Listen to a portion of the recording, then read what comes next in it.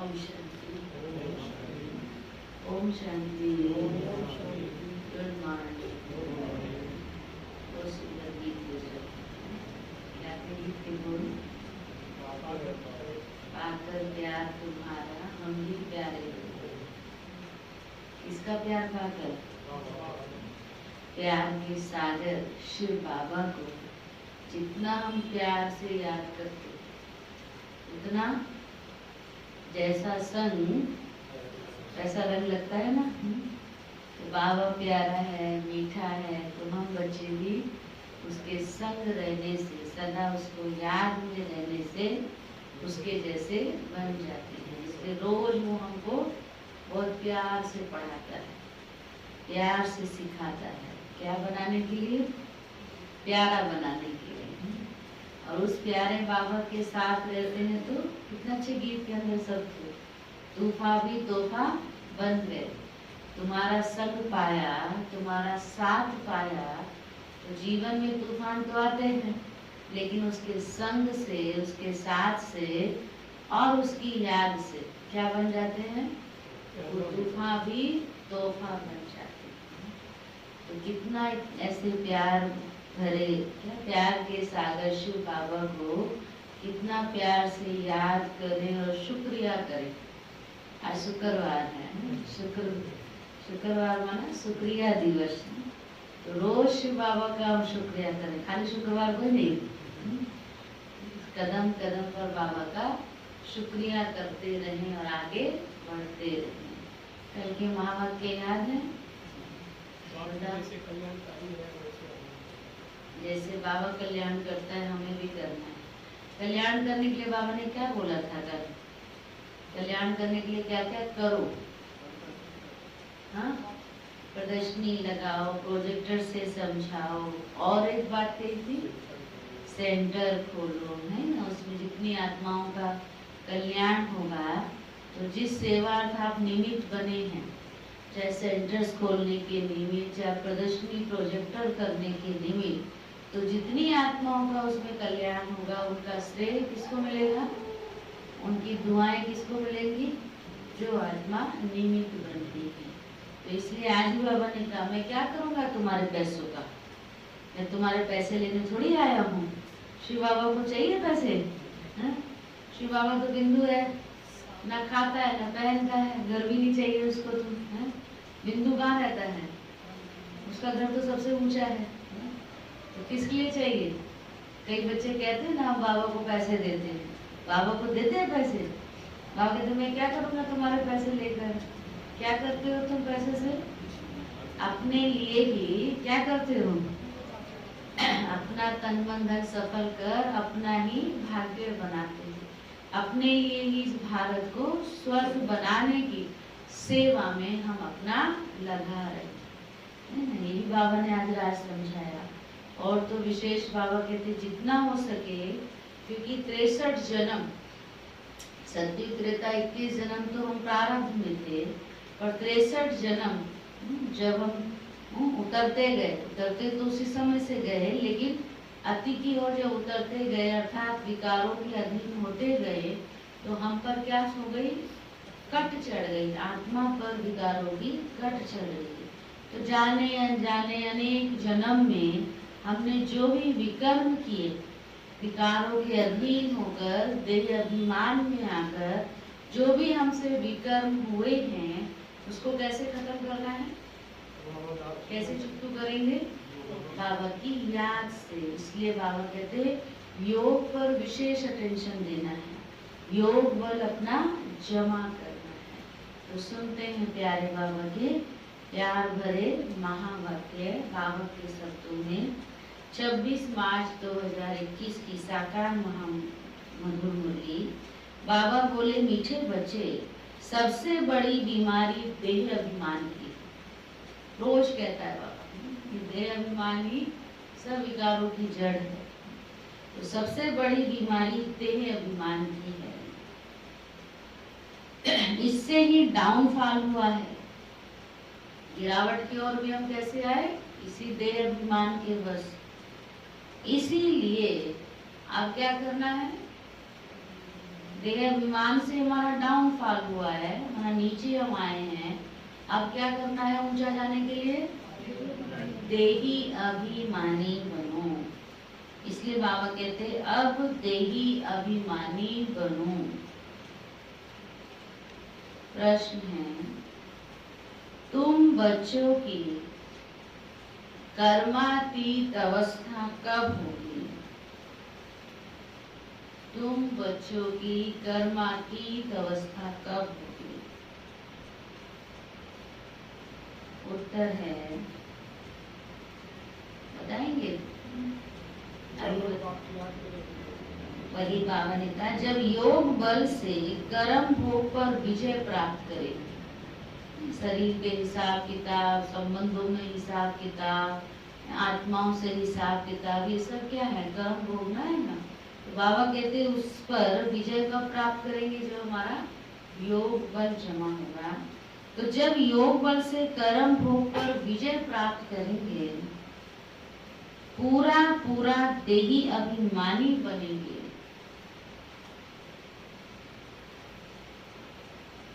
यह देह अभिमान का रोग ही सबसे बड़ा है। पूरा पूरा देही अभिमानी बनेंगे,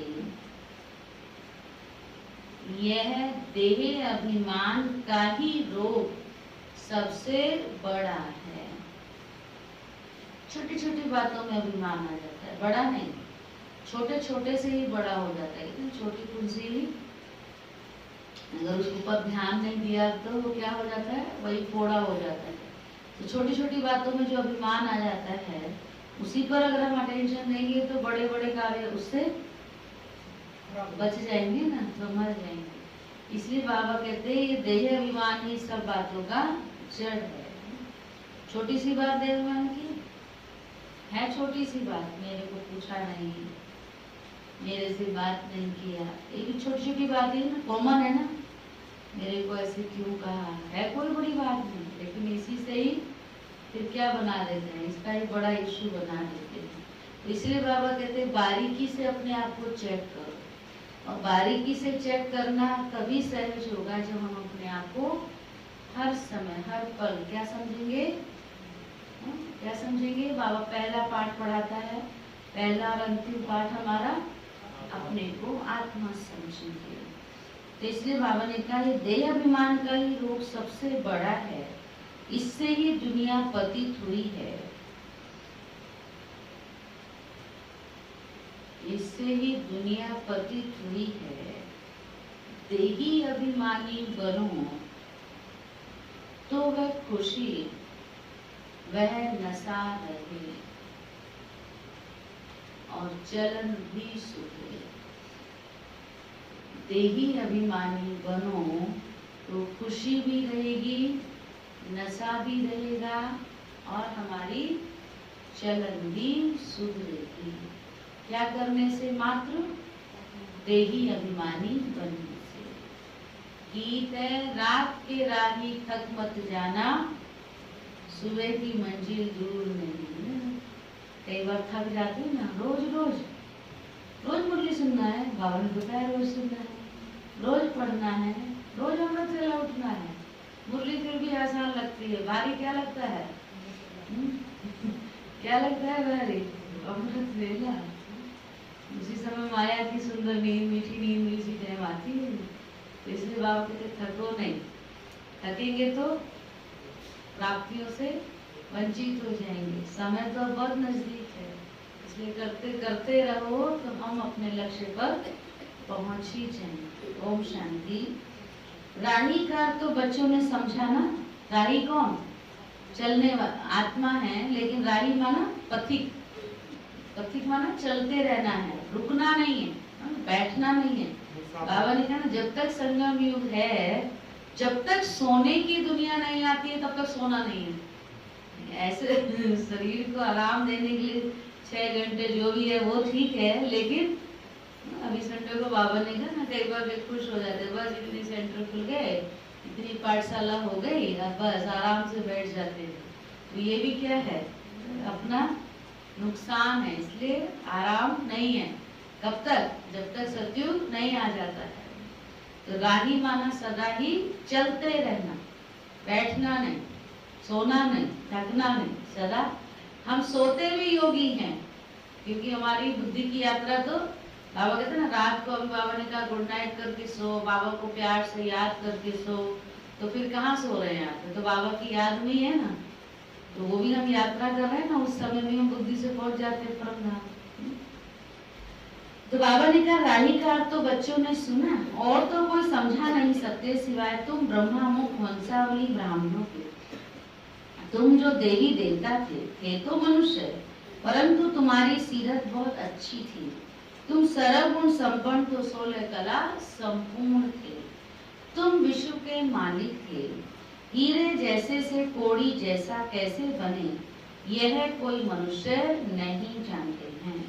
तुमने भी नंबरवार पुरुषार्थ अनुसार पलटा खाया है, अर्थात परिवर्तन हुए हैं। अभी तुम देवता तो नहीं बने हो, बन गए देवता, अभी बने नहीं हो, लेकिन अभी बनने का पुरुषार्थ कर रहे हो। बाबा कहते रिजुनेट हो रहे हो। कोई थोड़ा बदले हैं, कोई की 5%, कोई की 10%, सीरत बदलती जाती है। जैसे जैसे बाबा जो सिखा रहा है वो धारणा होती जाती है, वैसे हमारी सीरत माना सीरत बदलती है तो सूरत भी बदल जाती है, पता है।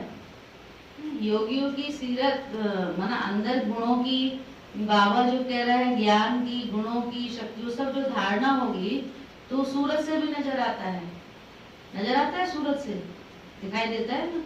लेकिन बाबा कहते हैं, फिर भी बाबा इस समय बात कर रहे हैं सीरत की, अर्थात गुणों की। तो बाबा कहते हैं कोई की 5%, कोई की 10% सीरत बदलती जाती है। दुनिया को ये पता नहीं कि भारत ही हेवन था। क्राइस्ट कहते भी हैं, क्राइस्ट से 3000 वर्ष पहले भारत में देवी देवता थे। उनमें ऐसे गुण थे जो उनको भगवान भगवती कहते थे।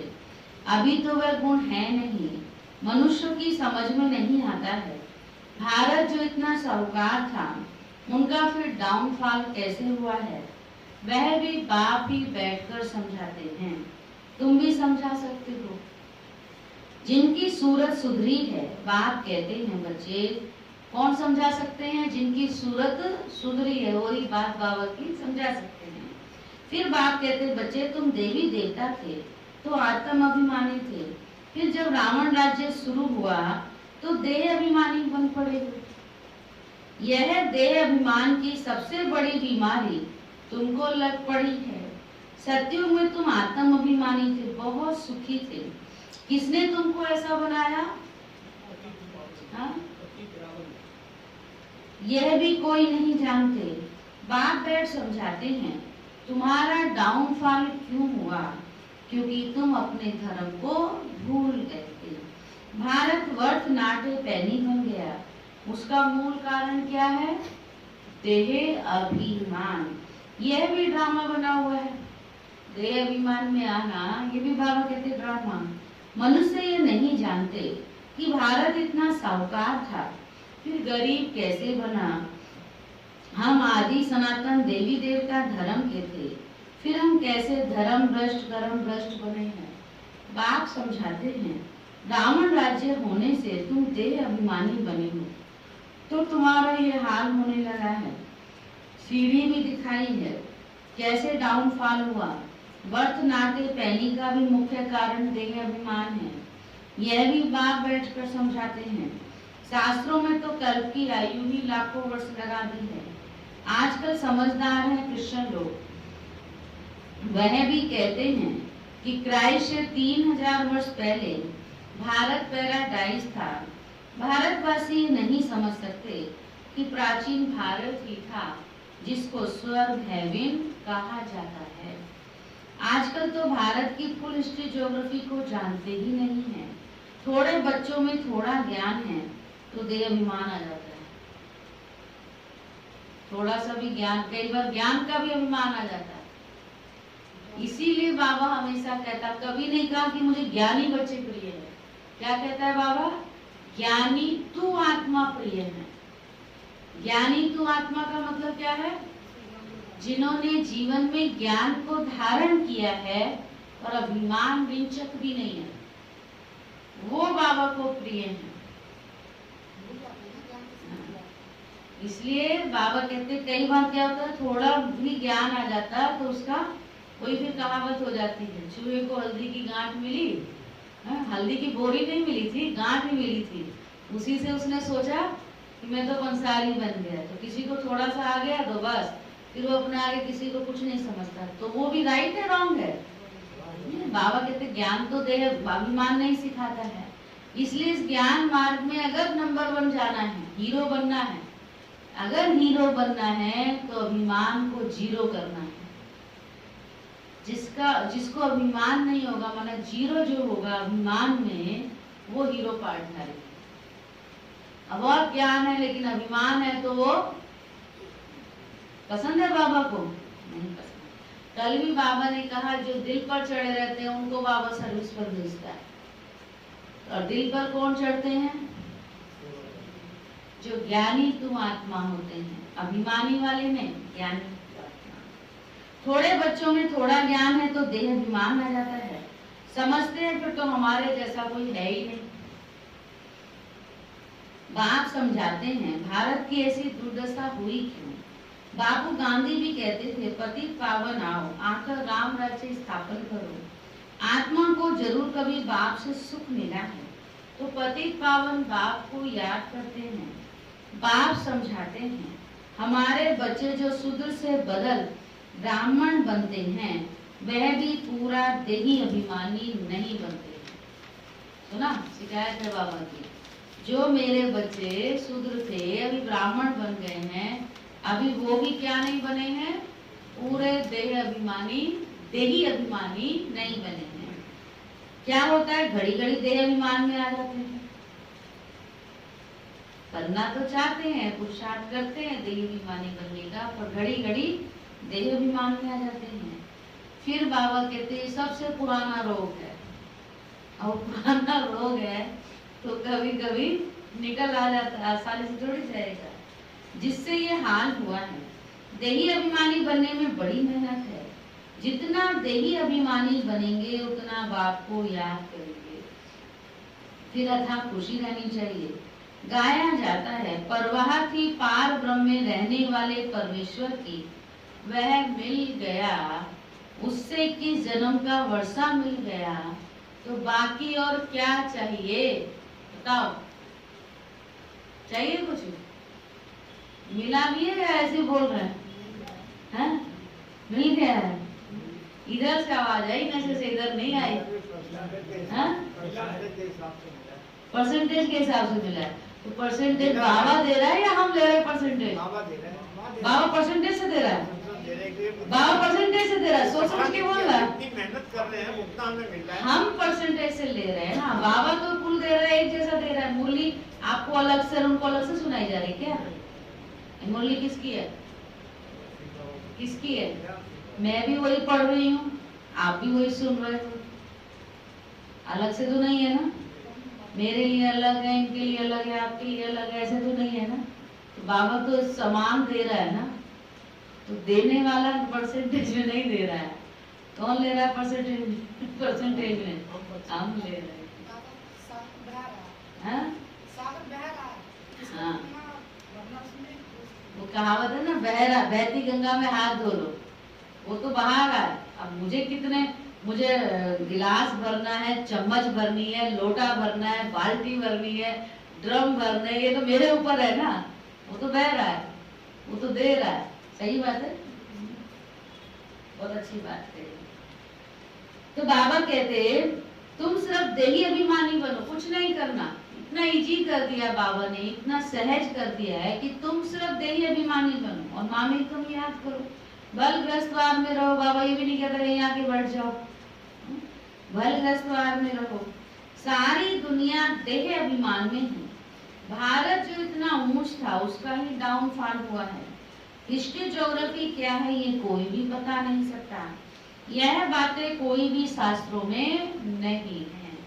देवताएं आत्म अभिमानी थे, जानते थे एक देह को छोड़ दूसरी लेनी है। परमात्मा अभिमानी नहीं थे।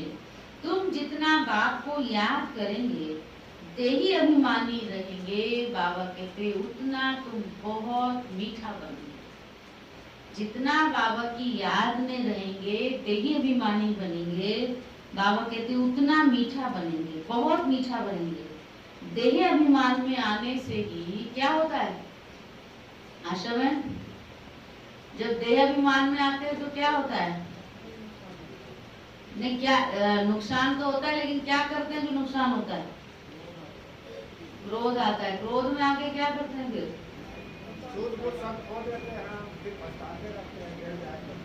बाबा कहते हैं देह अभिमान में आने से ही लड़ना, झगड़ना, बंदरपना आ जाता है। बंदरपना बाबा ने कहा। बंदर को जानते हैं क्या करता है वो? हैं? बहुत तेज लड़ता है। देख कह रहे बंदर बहुत तेज लड़ता है। देखा यार, बंदरपना आ जाता है, सब विकार आ जाते हैं उसमें। यह भी कौन समझाते हैं हमको? बाप समझाते हैं। ये बाबा भी समझ रहे हैं। कौन बाबा? ब्रह्मा बाबा। यह बाबा भी समझ रहे हैं। बच्चे देह अभिमान में आकर शिव बाबा को भूल जाते हैं। अच्छे अच्छे बच्चे, अच्छे अच्छे बच्चे सर्विस से मतलब जो अच्छे हैं, अलग ही है, न्यारे हैं, निराले हैं, अच्छे अच्छे बच्चे भी देह अभिमान में आए और देह अभिमान में आके क्या कर बैठते? नुकसान कर रहे हैं। अच्छे अच्छे बच्चे देह अभिमान में रहते हैं, देही अभिमानी बनते ही नहीं है। तुम कोई को भी ये बेहद की हिस्ट्री ज्योग्राफी समझा सकते हो। बरोबर सूर्यवंशी चंद्रवंशी राजधानी थी। ड्रामा का किसको भी पता नहीं है। भारत जो इतना गिरा, डाउनफॉल की जड़ी है देह अभिमान। बच्चों में भी देह अभिमान आ जाता है। यह नहीं समझते कि हमको बाबा कौन डायरेक्शन देते हैं। हमेशा समझो शिव बाबा कहते हैं। शिव बाबा को याद ना करने से ही देह अभिमान में आ जाते हैं। सारी दुनिया देह अभिमानी बन गई है। तब बाप कहते हैं मामेकम याद करो, अपने को आत्मा समझो। आत्मा इस देह द्वारा सुनती है, पाठ बजाती है। बाप कितना अच्छी रीति समझाते हैं। भल भाषण तो बहुत अच्छा कर लेते हैं, परंतु चलन भी तो अच्छी चाहिए ना। देह अभिमान होने के कारण ही फेल हो जाते हैं। फिर वह खुशी व नशा नहीं रहता है। फिर बड़े विकर्म भी करते हैं। फिर बड़े विकर्म भी उनसे होते हैं, जिस कारण बड़े दंड के भागी बन जाते हैं। देह अभिमानी बनने से बहुत नुकसान पाते हैं। सारा काम किसका है? ये देह अभिमान में आने से फिर बहुत सजा खानी पड़ती है। बाप कहते हैं ये गॉडली वर्ल्ड गवर्नमेंट है ना, मुझ गॉड की गवर्नमेंट का राइट हैंड कौन है?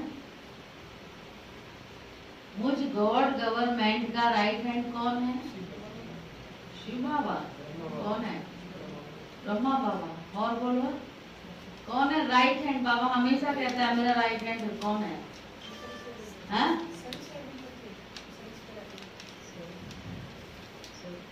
मुझ गॉड गवर्नमेंट का राइट हैंड धर्मराज है। Dharmraj right hand. फिर किसी की नहीं चलती है, फिर उस राइट हैंड की चलती है। बाबा कहते हैं धर्मराज है। तुम अच्छे कर्म करते हो तो उनका फल अच्छा मिलता है, बुरे कर्म करते हो तो उनकी सजा खाते हो। सब गर्भ जेल में भी सजाएं खाते हैं, उस पर भी एक कहानी है। यह सब बातें इस समय की है। महिमा सारी एक बाप की ही है, बाकी सब है, दूसरे किसी की महिमा है नहीं। इसलिए लिखा जाता है त्रिमूर्ति शिव जयंती बर्थ डायमंड। त्रिमूर्ति शिव जयंती बर्थ डायमंड। कल भी हमने शिव जयंती मनाई ना, सुबह भी मनाई तो फिर दिन में भी है। शिव बाबा का झंडा लहराना माना शिव जयंती है। तो बाबा कहते कितने हमारे महीने से भी ज्यादा चलती है, क्योंकि किसका जन्मदिन है? त्रिमूर्ति शिव जयंती, शिव बाबा का। तो ये है डायमंड जयंती, बाकी सब है बर्थ कोडी। सिवाय शिव बाबा के पावन कोई बना नहीं सकता। पावन बनते हैं फिर रावण पतित बनाते हैं, जिस कारण सब देह अभिमानी बन पड़े हैं। अब तुम देही अभिमानी बनते हो। यह देही अभिमानी अवस्था 21 जन्म चलती है, तो बलिहारी उस एक की ही गाई जाती है। भारत को स्वर्ग बनाने वाला कौन? एक ही शिव बाबा है। यह भी किसको पता नहीं है कि शिव बाबा कब आया। उनकी हिस्ट्री तो पहले चाहिए ना। शिव कहा ही जाता है परम पिता परमात्मा को। तुम बच्चे जानते हो देह अभिमान के कारण ही डाउनफॉल होता है।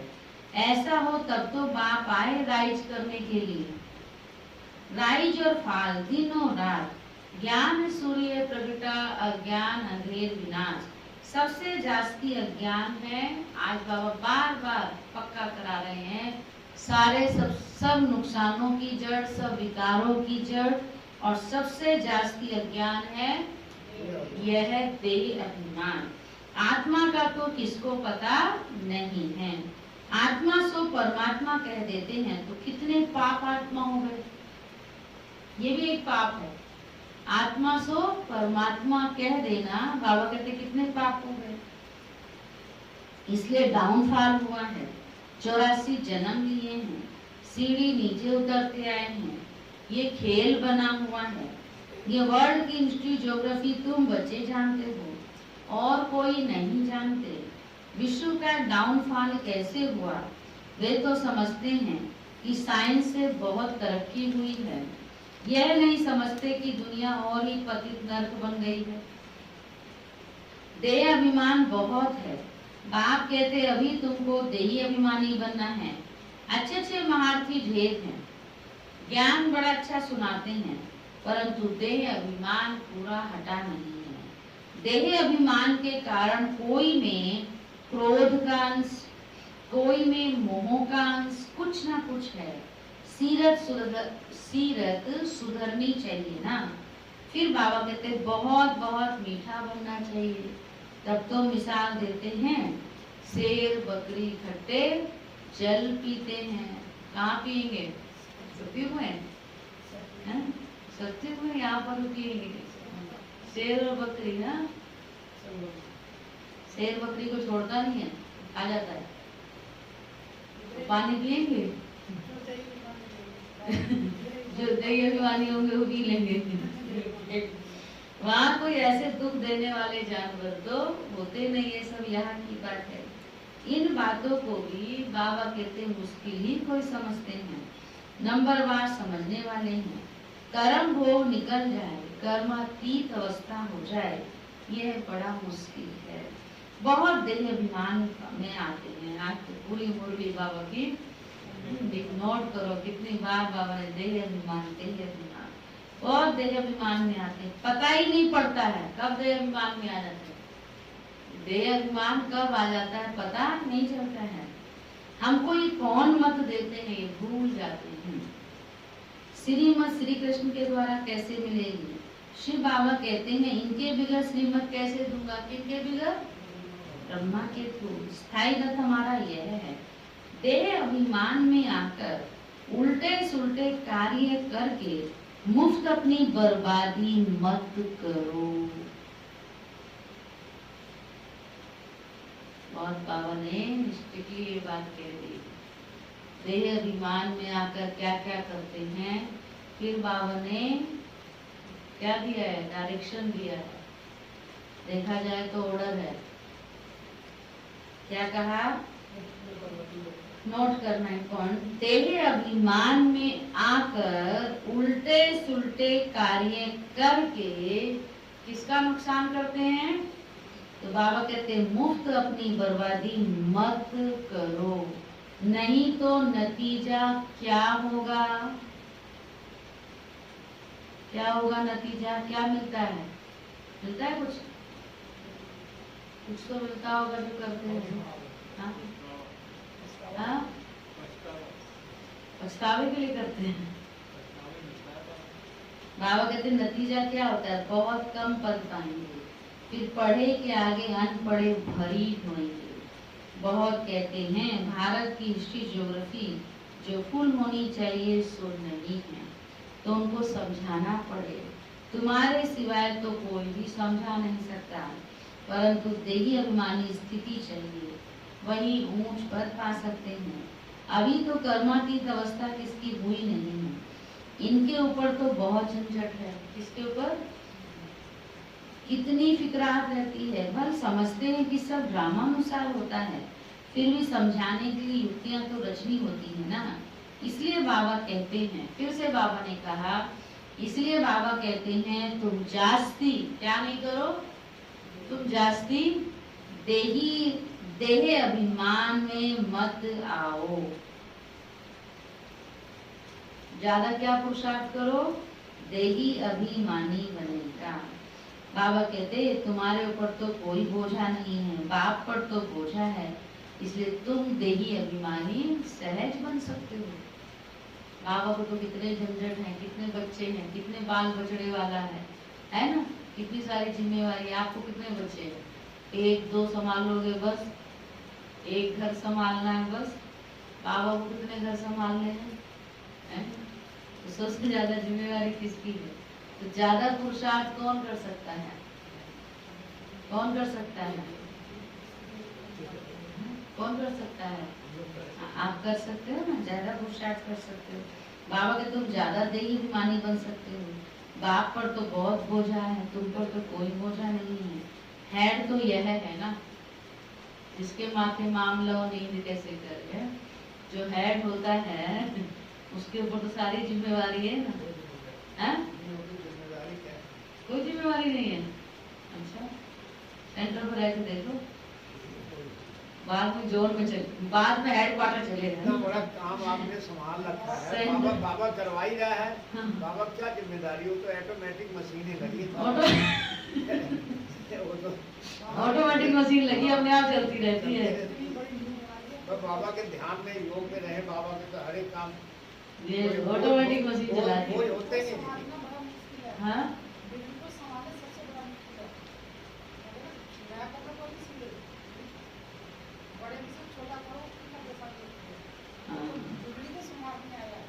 और शिव बाबा क्या करता है? भोलेनाथ से निराला कोई और नहीं, बिगड़ी को बनाने वाला कोई और नहीं। तो शिव बाबा क्या करता है? बिगड़ी को बनाता है।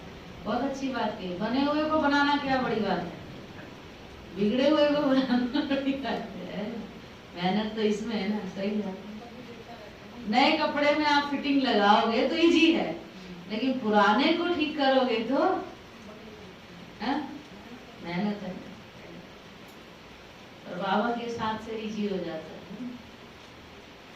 तो बाबा कहते जगदीश भाई ने तो मशीन दे दी कोई बोझ नहीं, देखो सोचने का अपने बाप पर तो बहुत बोझा है। हेड तो यह है ना, प्रजापिता ब्रह्मा, परंतु किसको पता नहीं है कि इनमें कौन बैठे हैं? शिव बाबा बैठे हैं।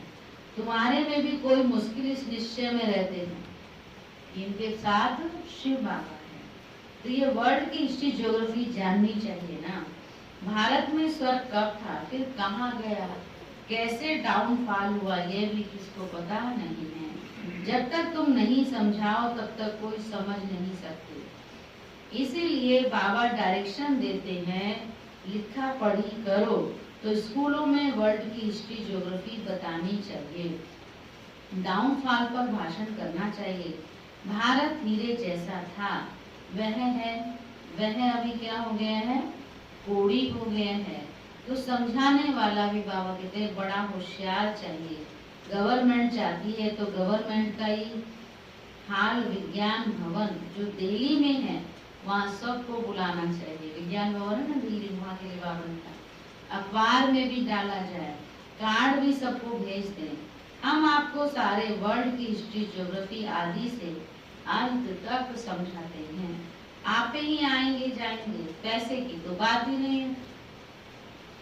समझो हमको कोई मिला, किसी ने हमको कोई मिला और उसने कोई भेंट दी, कोई प्रेजेंट दिया, कोई भी, चाहे वो पैसे भी हो सकते हैं, चाहे कुछ भी होता है, तो उसको क्या करेंगे हम? क्या करते हैं? सेवा में ही लगा देते हैं ना, है? ऐसे तो वैसे तो बाबा कहते हैं नए का अज्ञानी का तो हम लेते भी नहीं है, और कोई देता भी है तो उसको भी क्या करते हैं? अगर कोई अज्ञानी भी सहयोगी बनता है, सफल करता है, तो उसको क्या करते हैं पता है आपको? हम उसको प्रदर्शनी के काम में, बाहर बना सेवा में ही लगाते हैं, बोर्ड बनाना कुछ ऐसे, भंडारे में नहीं ले जाते। हम भी अपना बताते हैं, बाबा का जो भंडारी से पैसा निकलता है उसी को भंडारे में यूज करते हैं। मधुबन भी जाता है तो घर के काम में भी यूज होता है। जो बाहर से कोई ऐसे देता है ना, उसको बाहर के ही काम में लगाते हैं। बाहर के काम है ऐसे, ऊपर के काम बहुत सारे होते हैं ना, उन्हीं की सेवा में जो काम आए, जो उन्हीं की सेवा में लगता है। हाँ? क्या चीज? हाँ, कई लोग कहते हैं, अभी तो यहाँ से कोई ऐसे, लेकिन कई लोग कहते हैं कि चलो हम ये प्रदर्शनी बनवा दें या हम पंखा लगा दें, तो सबके काम में आ गया ना। अन्न नहीं देते क्योंकि अन्न बाबा की लाट का, ब्राह्मणों का। तो बाबा कहते वह भी फिर सेवा में ही लगाते, सर्विस करने के लिए काम में लाएंगे, बाकी हम ले नहीं सकते, बाकी हम उसको खुद पर या मतलब अन्न पर, इन सब पर यूज नहीं करते। बाप कहते अब बाबा कहते मैं तुमसे दान लेकर क्या करूंगा, बताओ क्या करेगा शिव बाबा दान हमसे लेके पैसा? तो बाबा को पैसे परम धाम से लाने चाहिए ना, हमारे काम में लगाने के लिए बाबा को परम धाम से लाने चाहिए। परम धाम में तो बहुत पैसे होंगे, वहां तो पेड़ होगा। बाबा कहते देखो बहुत अच्छी बात बाबा ने की। बाप कहते हैं मैं तुमसे दान लेकर क्या करूंगा जो फिर भरकर देना पड़े। बाबा भी ऐसे नहीं लेता है, जिसको देना चाहता है उसी से लेता है, ये भी राज है। कई बैठे रहते हैं देने के लिए, बहुत बैठे रहते हैं देने के लिए, सोचते रहते हैं हमें देना है, पर अभी हाथ आगे नहीं बढ़ा पा रहे हैं। हाँ रियल में बहुतों का अनुभव है, बहुत बैठे हैं हम ये करें हम करें, पर आगे हाथ नहीं बढ़ पा रहा। कारण क्या है? वो नहीं देना चाह रहा है जो लेता भी किस्मत वालों का नहीं, हर एक का नहीं ले सकता। मैं पक्का सराफ हूँ, बाबा कहते पक्का सौदागर हूँ, पक्का सौदागर है ना। अच्छा इसलिए सदा दिल एक गीत गाता है, मैं तो हमेशा गाती हूँ। कौन सा? धन्य धन्य हो गए हम प्रभु को भा गए, गा रही है जिंदगी काम उसके आ गए। प्रभु के काम में आना ये भी भाग्य से मिलता है, उसके काम में हमारा तन मन धन लगना ये भी भाग्य से मिलता है, हर किसी को नहीं मिल सकता। चाह कर मनुष्य रह जाता है लेकिन मिलता नहीं। ये भी हमारे कोई जन्म का पुण्य होता है, जिससे पुण्य के कारण ये भाग्य हमको प्राप्त होता है। इसलिए अपने आप को धन्य समझना चाहिए। अगर कुछ कार्य में बाबा हमारा तन लगाए, मन लगाए, धन लगाए, तो ये हमारा पुण्य है, ये हमारा भाग्य है, हम साधारण नहीं है। भगवान के काम में हमारा तन मन धन जन लगता है तो हमसे जैसा भाग्यशाली कोई नहीं है। वो भगवान है, वो संसार का मालिक है, वो विश्व रचयिता है, किसी से भी करा लेगा, किसी से भी करा लेगा। उसको क्या देर लगेगी, एक बार संकल्प देगा करा देगा। कितने कई बार आते हैं, मुझे ऐसा संकल्प आया कि मैं बाबा को भोग लगाऊं, मुझे ऐसा संकल्प आया कि मैं इस कार्य में ये करूं। तो किसने दिया संकल्प? किसी से भी करा सकता है ना। लेकिन अगर मेरे को भी संकल्प दिया है तो ये भी तो उसने दिया ना। तो उसने संकल्प दिया माना मेरा भाग्य बनाना चाहता है, मेरा सफल कराना चाहता है, ये राज। अच्छा मीठे मीठे सीखी लदे बच्चों प्रति माँ पिता बाप दादा का याद प्यार और गुड मॉर्निंग। रूहानी बाप की रूहानी बच्चों को नमस्ते। हम रूहानी बच्चों की रूहानी बाप दादा को भी गुड मॉर्निंग, नमस्ते नमस्ते नमस्ते। धारणा के लिए मुख्य सार है। तो आज विशेष बाबा ने अंडरलाइन क्या कराया? देही अभिमानी बनना है, देह अभिमान को छोड़ देना है। तो इसी पर हमको मेहनत करनी है। देह अभिमान में आकर कोई भी उल्टा सुल्टा कार्य नहीं करना है। देह अभिमान में आकर कोई भी उल्टा सुल्टा कार्य नहीं करना है। देही अभिमानी बनने का पूरा पूरा पुरुषार्थ करना है। देही अभिमानी बनने का पूरा पूरा पुरुषार्थ करना है। अपनी सीरत को सुधारते रहना है। सीरत माना चलन, अपनी सीरत को सुधारते रहना है। सेकंड पॉइंट है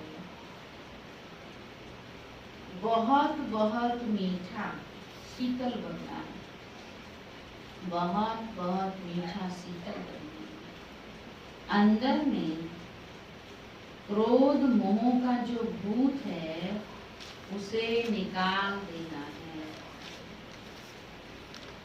अंदर में जो क्रोध मोह का भूत है उसे निकाल देना है।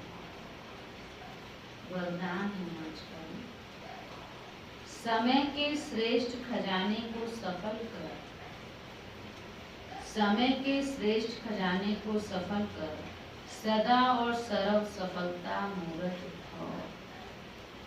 जो बच्चे समय के खजाने को स्वयं के व सर्व के कल्याण प्रति लगाते हैं, उनके सर्व खजाने स्वतः ही जमा हो जाते हैं। समय के महत्व को जानकर उसे सफल करने वाले संकल्प का खजाना, खुशी का खजाना, शक्तियों का खजाना, ज्ञान का खजाना और श्वासों का खजाना, ये सब खजाने स्वतः ही जमा कर लेते हैं। सिर्फ अलबेलेपन को छोड़ समय के खजाने को सफल करो तो सदा और सर्व सफलता मूरत बन जाएंगे। स्लोगन है, एकाग्रता द्वारा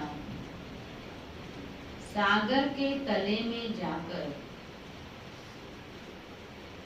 एकाग्रता द्वारा सागर के तले में जाकर अनुभवों के हीरे मोती प्राप्त करना ही अनुभवी मूरत बनना है। एकाग्रता द्वारा सागर के तले में जाकर अनुभवों के हीरे मोती प्राप्त करना ही अनुभवी मूरत बनना है। मम्मा के महावाक्य है, मातेश्वर जी के अनमोल महावाक्य। तमोगुणी माया का विस्तार, सतोगुणी रजोगुणी तमोगुणी, ये तीन शब्द कहते हैं। इसको यथार्थ समझना जरूरी है। मनुष्य समझते हैं तीनों गुण इकट्ठे चलते रहते हैं, परंतु विवेक क्या कहता है? सतोगुणी रजोगुणी तमोगुणी तीनों एक साथ चलते हैं? नहीं ना। क्या ये तीनों गुण इकट्ठे चले आते हैं? वह तीनों गुणों का पाठ अलग अलग युग में होता है। विवेक तो ऐसे ही कहता है कि तीनों गुण इकट्ठे नहीं चलते। बाबा ने हमको समझाया भी है ना कि जब सतयुग है तो सतोगुण है, जब द्वापर है तो रजोगुण है और कलयुग में होते हैं तमोगुण। जब सतो है तो तमो रजो नहीं, जब रजो है तो सतोगुण नहीं। ये मनुष्य तो ऐसे ही समझ कर बैठे। मनुष्य तो आत्मा जो परमात्मा क्या क्या बोलते रहते हैं नाम से। जब तो मम्मा कहती जब सतो है तो तमो रजो नहीं, जब रजो है तो फिर सतोगुण नहीं। ये मनुष्य तो ऐसे ही समझ कर बैठे कि तीनों गुण इकट्ठे चलते आते हैं। फिर कहा यह बात कहना सरासर भूल है। वो समझते हैं जब मनुष्य सच बोलते हैं, पाप कर्म नहीं करते हैं, तब वो सतोगुणी होते हैं। परंतु विवेक कहता है जब हम कहते हैं सतोगुण, तो इस सतोगुण का मतलब है संपूर्ण सुख। मम्मा की मुरली की एक विशेषता था, मम्मा एकदम हर चीज को अच्छे से स्पष्ट करना गाना। अगर सतोगुण है तो फिर संपूर्ण सुख। गोया सारी सृष्टि सतोगुणी है। बाकी ऐसे नहीं कहेंगे कि जो सच बोलता है वो सतोगुणी है और जो झूठ बोलता है वो तमोगुणी है। ऐसे ही दुनिया चलती आती है। नहीं, जब हम सतयुग कहते हैं तो उसका मतलब सारी सृष्टि पर सतोगुण सतो प्रधान चाहिए। हाँ, कोई समय ऐसा सतयुग था जहाँ सारा संसार सतोगुणी था। अब वो सतयुग तो है नहीं, अभी तो कलयुग है। गोया सारी सृष्टि पर तमो प्रधानता का राज्य है। इस तमोगुणी समय पर फिर सतोगुण कहाँ से आया? अब है घोर अंधियारा, जिसको ब्रह्मा की रात कहते हैं। ब्रह्मा का दिन है सतयुग और ब्रह्मा की रात है कलयुग। तो हम दोनों को मिला नहीं सकते। दिन रात एक साथ नहीं हो सकते। जब दिन है तो रात नहीं, जब रात है तो दिन नहीं, जब सुख है तो दुख नहीं, जब दुख है तो सुख। दूसरा टॉपिक, कलयुगी सार संसार से सतयुगी सार वाली दुनिया में ले चलना, ये भी परमात्मा का ही काम है। इस कलयुगी संसार को असार संसार क्यों कहते हैं? क्योंकि इस दुनिया में कोई भी सार नहीं है, माना कोई भी वस्तु में वो ताकत नहीं रही है, अर्थात सुख शांति पवित्रता नहीं है। जो इस सृष्टि पर कोई समय सुख शांति पवित्रता थी, अब वो ताकत नहीं है, क्योंकि इस सृष्टि में 5 भूतों की प्रवेशता है। इसलिए इस सृष्टि को भय का सागर अथवा कर्म बंधन का सागर कहते हैं। इसलिए ही मनुष्य दुखी हो परमात्मा को पुकार रहे हैं। परमात्मा हमको भव सागर से पार करो। इससे सिद्ध है कि जरूर कोई अभय अर्थात निर्भयता का भी संसार है जिसमें चलना चाहते हैं। इसलिए इस संसार को पाप का सागर कहते हैं। कौन से संसार को? इस कलयुगी संसार को, जिससे पार कर पुण्य आत्मा वाली दुनिया में चलना चाहते हैं। तो दुनियाएं 2 हैं, एक सतयुगी सार वाली दुनिया, दूसरी है कलयुगी असार की दुनिया। दोनों दुनियाएं इसी सृष्टि पर होती हैं। अभी परमात्मा व सार वाली दुनिया स्थापन कर रहे हैं। तो हमें कहाँ चलना है? कहाँ चलना है? उस सार वाली दुनिया के लिए शिव बाबा हमें तैयार कर रहे हैं, ले जा रहे हैं ना, उसी के लिए हमको पढ़ा रहे हैं। ओके, मुरली पूरी हुई। अभी अव्यक्त सारे परमात्मा प्यारे लव में लीन। तो आज 26वां, जो सदा बाप की याद में लवलीन अर्थात समाये हुए हैं, ऐसी आत्माओं के नैनों में और मुख के हर बोल में बाप समाया हुआ होने के कारण शक्ति स्वरूप के बजाय सर्वशक्तिवान नजर आएगा। जैसे आदि स्थापना में ब्रह्मा रूप में सदैव श्री कृष्ण दिखाई देता था, ऐसे आप बच्चों द्वारा सर्वशक्तिवान बाप दिखाई दे। कब दिखाई देगा? जब हम बाबा के प्यार में लवलीन रहेंगे। ठीक है। और सादा जीवन उचिचार मनोज भाई रोज एक टॉपिक देते हैं कि आज दीदी इस पे बताना, आज इस पे बताना। तो शिव बाबा तो हमको बना ही रहे ना, सादगी सिखा रहे हैं। और कल हमारे विशेष जानकी दादी का स्मृति दिवस है। तो पहला स्मृति दिवस है दादी जी का, 1 वर्ष हो गया। तो हमारी जानकी दादी की तो विशेष विशेषता क्या थी? क्या थी? दादी की विशेषता क्या थी? दादी विशेष क्या कहती थी? मैं कौन और मेरा कौन, और सच्चाई, सफाई और सादगी। हाँ, तो जो सच्चे होंगे वो सफाई वाले भी होंगे। कहते हैं वास्तव में बाहर की सफाई भी वही अच्छे से कर सकता है जो अंदर से साफ है। तो अंदर से साफ माना जैसा बाबा कहता है वैसा बनना। हम किसके बच्चे हैं? सच्चे बाप के बच्चे हैं। तो सच्चे बाप के, God is truth, truth is God, भगवान सत्य है, सत्य ही भगवान है। तो भगवान जब सत्य है तो उसको कौन से बच्चे प्रिय हैं?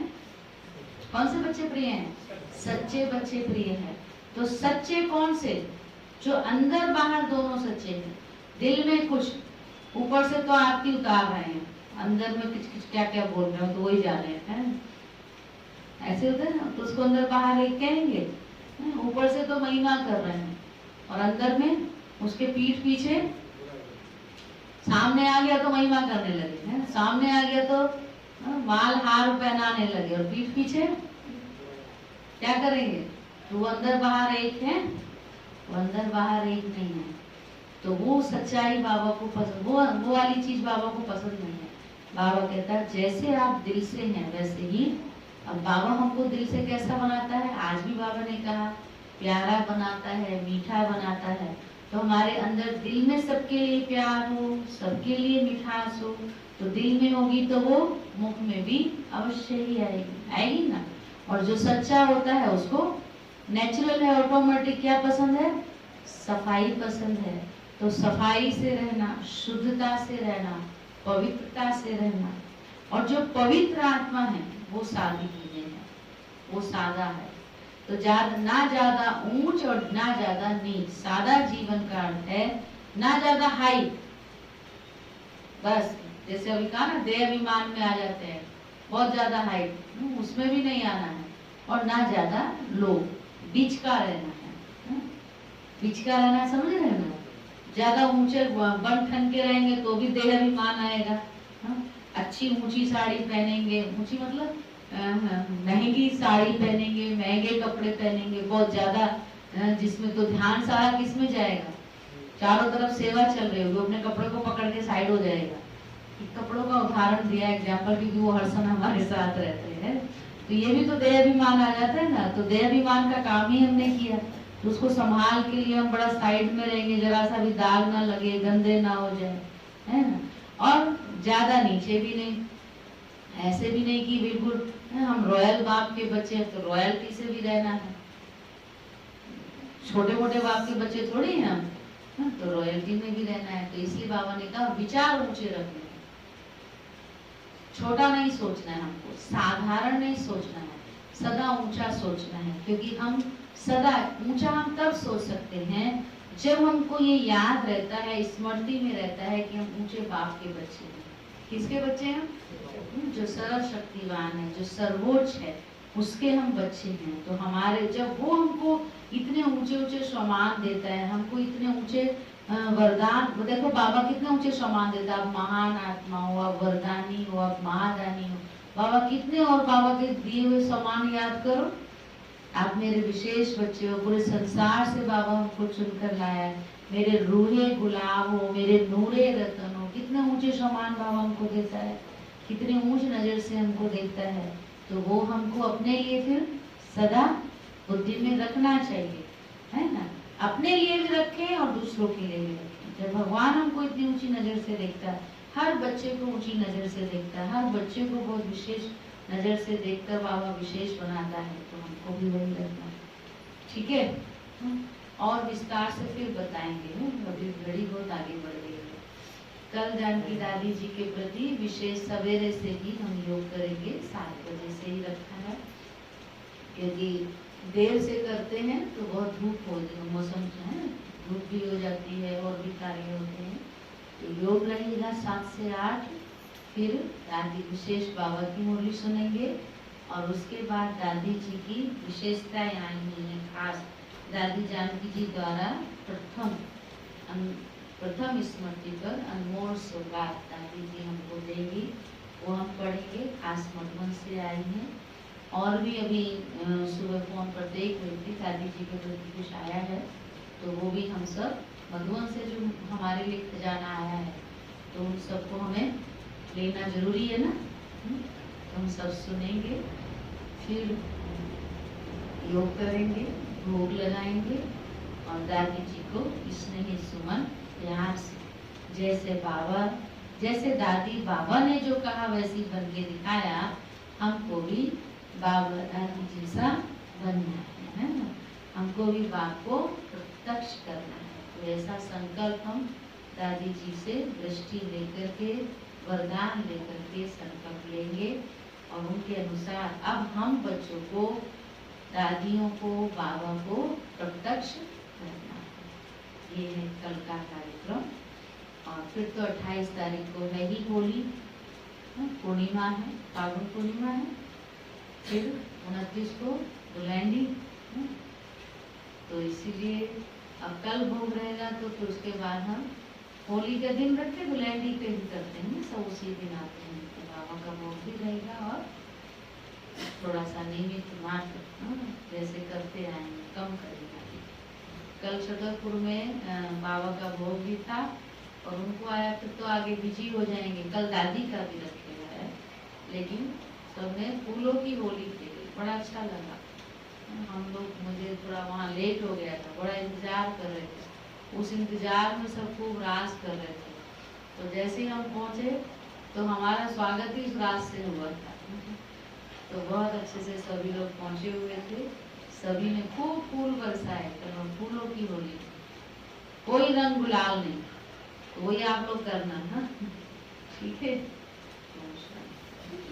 मुझे लगता है गुलाल रखना ही नहीं चाहिए, कल वहाँ गुलाल नहीं रखना, सबको चंदन का पीला। चलो ओम शांति।